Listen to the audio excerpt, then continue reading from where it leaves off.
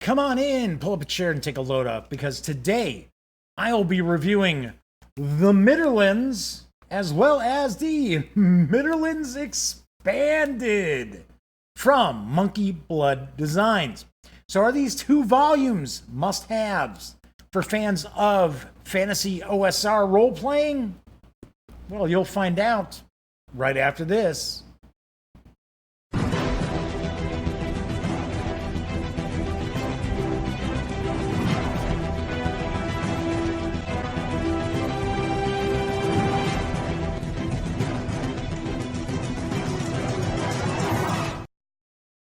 Howdy, howdy, howdy, gang. Yes, I'm Jeff McAleer, back once again as your host here at the Gaming Gang channel.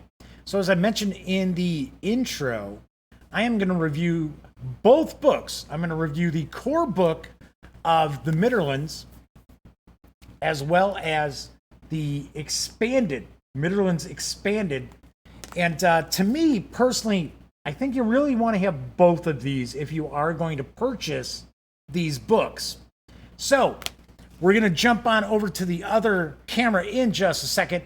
Do want to point out that the Midderlands is written by Glenn Seal, Edwin Nagy, and Mark Nolan, with artwork provided by Glenn Seal, Jim Magnuson, and Juan Ochoa. The 224-page hardcover is available for $36. You can also grab it in PDF from DriveThru RPG for $15.44.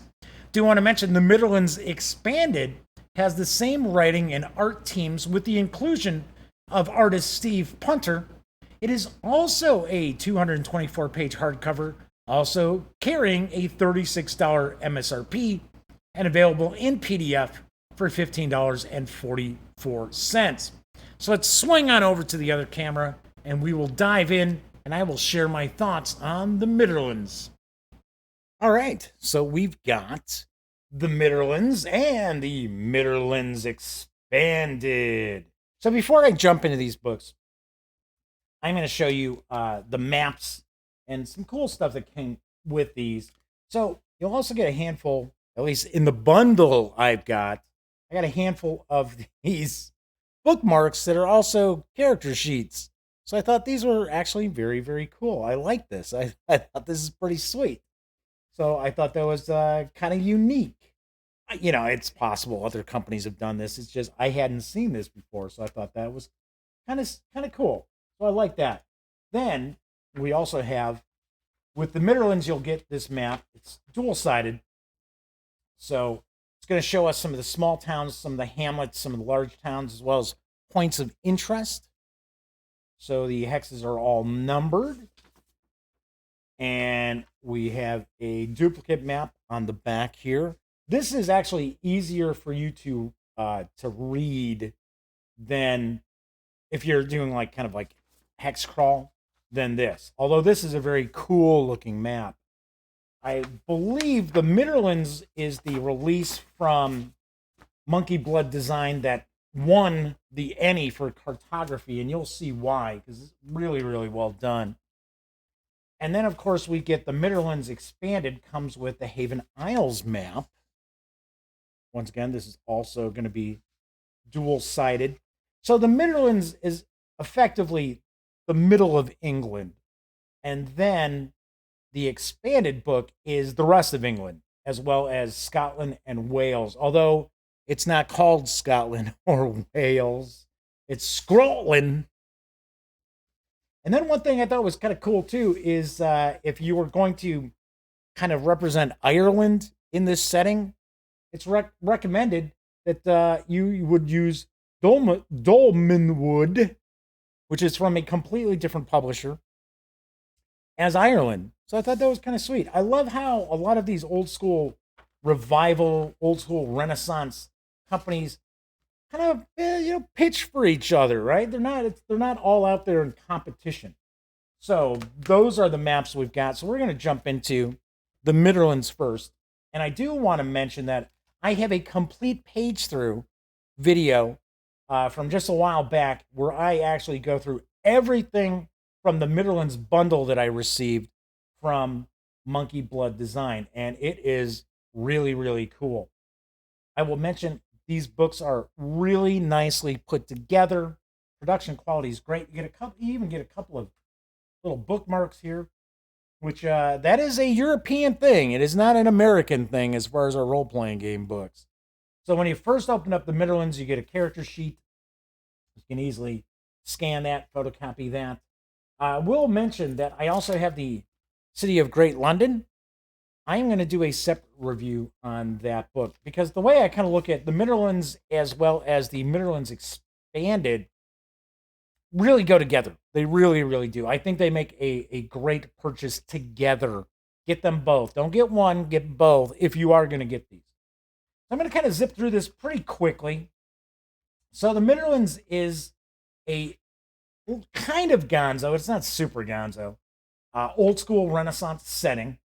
It is I don't want to say grimdark because grimdark's so overused. It is a kind of a grimy, down in the dirt sort of setting. And you'll find that try to picture, like, say, Monty Python and the Holy Grail, and you might get kind of a feel for it. There is this substance called gloomium, which lies under the earth, and it is slowly seeping up through the earth. So it gives everything kind of a greenish glow, a greenish tint, and actually corrupts a lot of things, kind of mutates things. I gotta be honest, I'm not super keen on the whole gloomium aspect. I don't have a problem with it. I would probably, myself personally, I would tweak it a bit. Because I would think if you have this gloomium, that it would have been mutating everything. Everybody should be touched by it. So anyway, let's jump back in here. Also want to point out, this is designed for swords and wizardry. That does not mean you can't utilize this with other role-playing games. You can easily use Labyrinth Lord if you'd like. Personally, I think this works really well. This would be very cool for Warhammer Fantasy Roleplay, to be honest. So a good deal of the page count is going to be devoted to locales. So hamlets, small towns, bigger cities. Of course, not London, because that's in the other book. Most of these will also have a very, very cool map to the towns as well, with a bit of a key for important areas in each of these towns or cities. I think that is really nicely done. Not every locale is going to have a map, but quite a few of them will. The artwork throughout is very nice. It has a nice kind of conformity to it as well. I believe much of the art is from one artist, but still, I think that's pretty cool. I mean, considering this is a small publisher, it's very, very nice. So we'll have different areas. We get like woods and forests. The expanded book goes in much more detail about forest areas and things like that. So we get oddities. So the oddities are pretty wild because they're not necessarily magic items. They're just strange items. Some of them are magical, but they're just very unusual items that you might run across in the Midlands. Some are a little miss. Most of them are hit. We get a few different spells to be added to Swords and Wizardry Complete. Then we get into kind of a bestiary. So we are going to get into some fauna here. There are a lot of fish in the book. Lots and lots. Well, I don't want to say lots and lots. There are quite a few fish. We get some bugs. We get some flora. Then we get into creatures. There's a lot very cool going on with the creatures section, with the bestiary section here. First off, I like how we've got this kind of scale to show, relative scale between the average person and these different creatures. Something else that we'll see is that once we get into some of these creatures, there's a lot of different goblins in the Midderlands. They're not all evil either. And here's an aspect I thought is cool. So we get a breakdown of the creature. kind of traditional, right? But then for a lot of these, you actually get an NPC for that creature type, as well as the opportunity for some of these that if you want to play them as a character, you can. I thought that was really wild. So you don't really have new classes in this book, but if you consider the different creatures, there are a lot of different classes added in this book. So we got different goblins, we got different trolls. Some of the creatures are a little too bizarre in my book.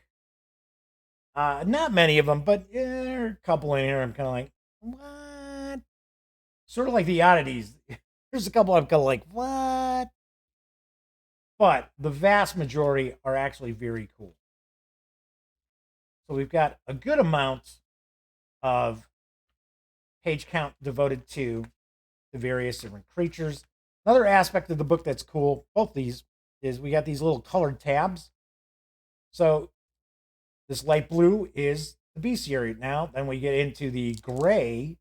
Gray is an adventure for the Midderlands, and this is actually a good length adventure.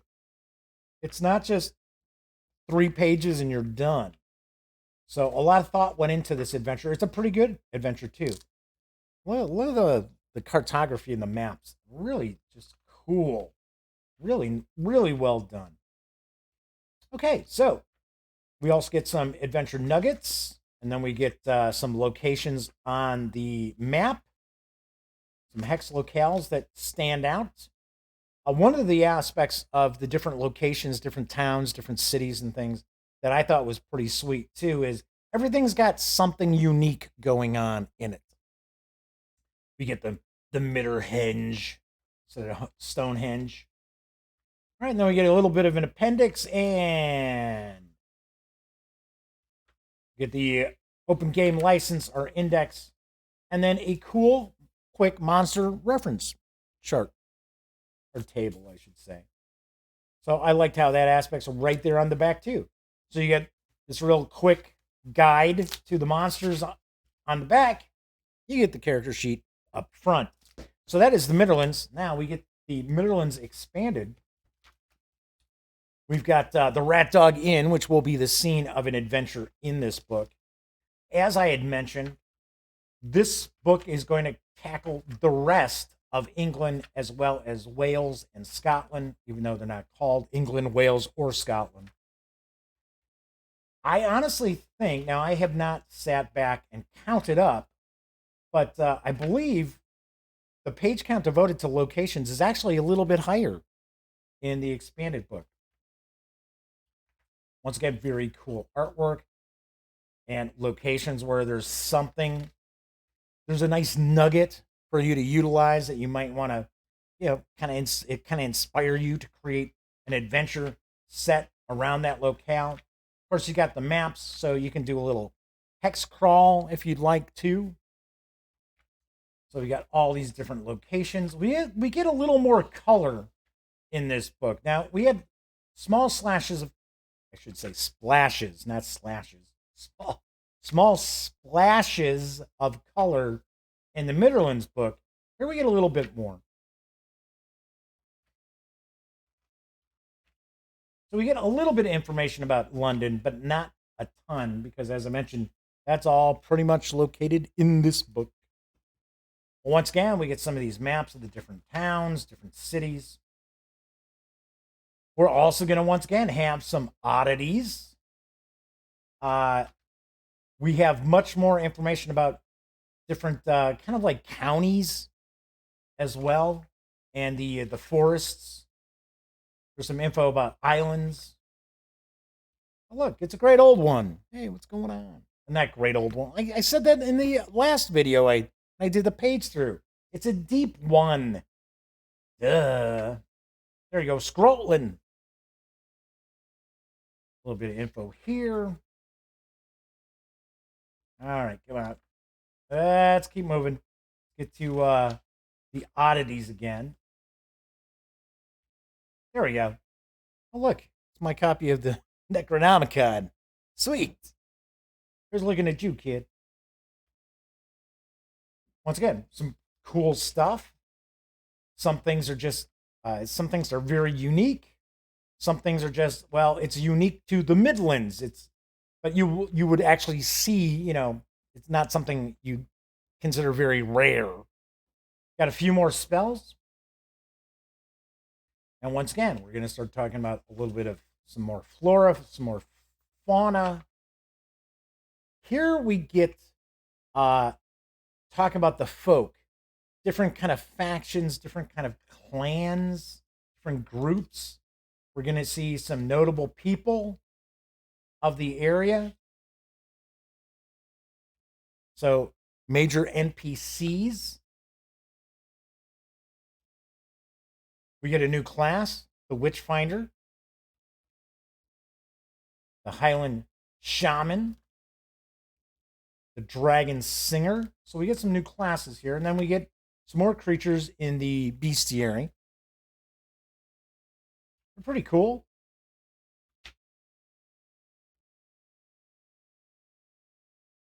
It looks like a pretty nasty baddie, huh? So, very, very nicely done. It's the shark folk. Hello. And then we're going to have an adventure. One thing I do want to point out, there is some adult language in these books. Most of it's just more humorous than anything else. But if you're easily offended by some adult language, I got to warn you, you're going to run across it. Also, do want to mention that there's a lot of humor in here. I am not from England. I have never actually been to England.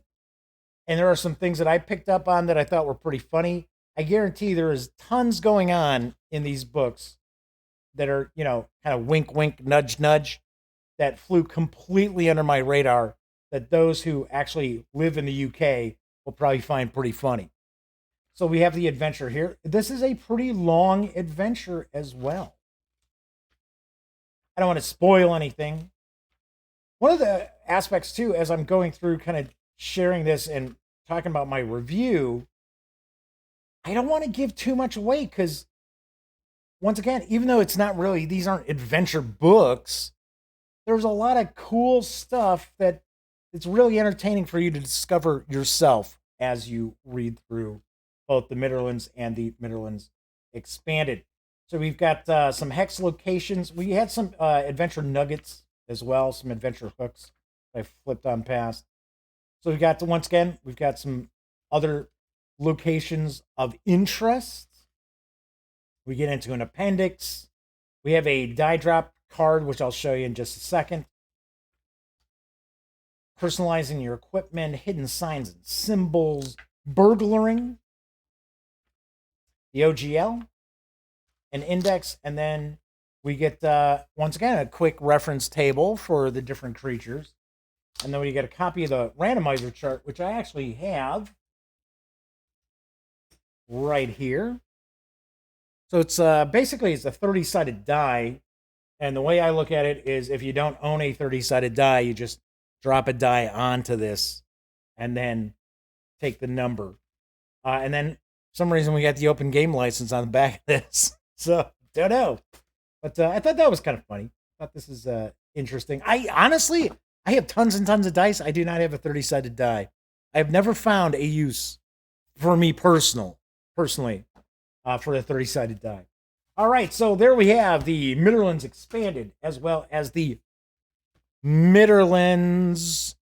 So let's swing on over to the other camera and I will share my final thoughts and give my review score. All right, so let me sum up my thoughts and provide a review score for the Midderlands as well as the Midderlands Expanded. Because honestly, if you're going to get one, you should really get the other as well. This really does work together really nicely as a set. There's a fantastic bundle that's out there too. There are a few different bundles that you can score from Blood Monkey Design. But the Midderlands is kind of Middle England, and then Expanded is the rest of England, as well as Scotland and Wales. Of course, we know it's not really England, Scotland, and Wales, but kind of a fantasy version of it, a gloomium infused version of that. So let's talk a bit about, or a little bit about what I really like about the setting itself. Really love that each of the locations has kind of a nugget, kind of a hook for you to utilize as a game master. I like that. There's something interesting pretty much going on in every single location in both of the books, so I definitely appreciate that. Really like that. I find there's a bit of a sense of humor to the book, even though I do not live in England. I do not live in the middle of England. So I'm sure a lot of the humor was lost on me. But I got a kick out of the writing style and the presentation of the book as well. There are some cool magic items. I happen to like magic items that aren't just book items, like +1 dexterity boots or +2 longsword against dragons.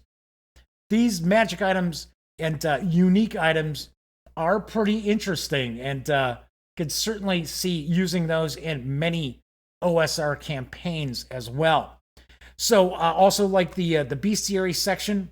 I think it's really cool that not only do we get kind of an NPC for many of the creatures, we also get the ability for players to actually utilize those races as player characters as well. It's not every single creature, but there are quite a few that are included as well in that. Another aspect of both books I really like is they are jam-packed with gameable material. So there's not a ton of fluff. Even though there is loads and loads of information, it's never an info dump. And there's always it seems like there's just the right amount of info to really help a game master at the table, especially if you're doing kind of a hex crawl across the Midderlands. But without droning on and on and on, you really aren't going to have to take a highlighter to the book, because you don't want to do that, because these books are really, really nice. So what maybe didn't I care for? My critiques are very, very minor.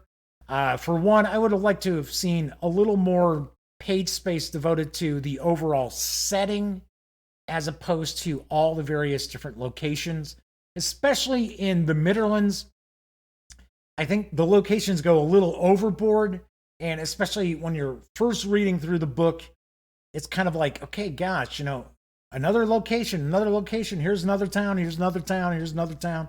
Granted, I like the fact that for most of these towns, you also get maps, so that's pretty sweet. But I would have liked to have seen more page space devoted to the overall setting as opposed to just individual locations. Also, the gloomium aspect, I think, goes a little overboard. Like I said, I personally probably wouldn't play that angle as much, because if you think about it, if you've got this gloomium that kind of mutates things, don't you think that it would basically have mutated people completely where they're not human anymore? I don't know. But I think it's a cool aspect of the game. I just probably wouldn't play it up as much as what's presented in the books themselves. So all in all, I think this is a fantastic setting, not only for swords and wizardry, because that's what these are written for, but I could actually see fans of Warhammer Fantasy Roleplay utilizing this as well. I think it would be a really, really good fit. Believe it or not, I really do think it would be. And instead of the gloomium, you could have kind of like chaos warped things. So just want to toss it out there, because this is not just for the OSR, right? Even 5th edition players, Pathfinder players, there's plenty of inspiration and entertainment to be found in these two books. So at the end of the day, on a scale of 1 to 10, I give both books combined a total 9.4 out of 10. I think they're really, really well done. And if you like fantasy OSR, you owe it to yourself to at least get these in PDF, if not the really, really nice hardcovers. All right, so that's it for this time out. If you like the video, be sure to give it a quick thumbs up. And if you haven't subscribed to the channel, please do. And if you do, don't forget, ring that little bell. It will not only notify you of when I upload standalone videos like this one, it'll also tell you when my live show, The Daily Dope, streams at 7 p.m. Central Time, Mondays through Fridays, with the latest in tabletop gaming news. So, also, when you're not watching videos on the Gaming Gang channel, be sure to visit thegaminggang.com for all the latest in gaming news, reviews, comics, movies, TV. By now you know the drill. Get your geek on at thegaminggang.com. Thank you so much for watching, and until next time, happy trails.